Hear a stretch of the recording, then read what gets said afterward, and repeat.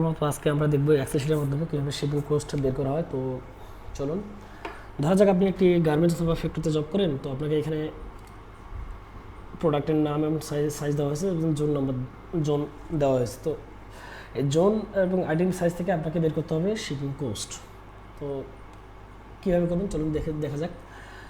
তো shipping coast বের করার জন্য আমাদের কী করতে হবে, ইন্ডেক্স ফাংশন কাজ করতে হবে। তাহলে আমি ইকুয়াল ইন্ডেক্স ফার্স্ট ব্র্যাকেট দেওয়ার পর আমার এই আইটেমটাকে সিলেক্ট করলাম, করার পরে আসার পরে আমরা কী করতে হবে, ওয়ানলি F4 দিয়ে এটাকে ফিক্সড করতে হবে।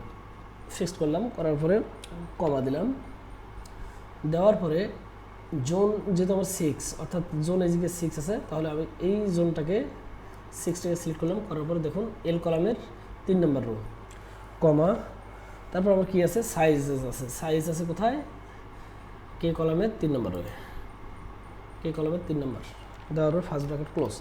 দেখুন এইখানে যদি আমার মেথডটা দেখা না যায় তাহলে আপনারা এই স্ক্রিনটাকে এই ফরম্যাট ফাংশন কেসে চেক করতে পারেন, কোনো সমস্যা নেই। দেওয়ার পর এন্টার। দেখুন আমার শিপিং কোস্ট বের হয়ে গেছে, অর্থাৎ জোনের 6 নম্বরে সাইজ 5, জোনের 6 নম্বর সাইজ 5, দেখুন ঠিক আছে। 5.31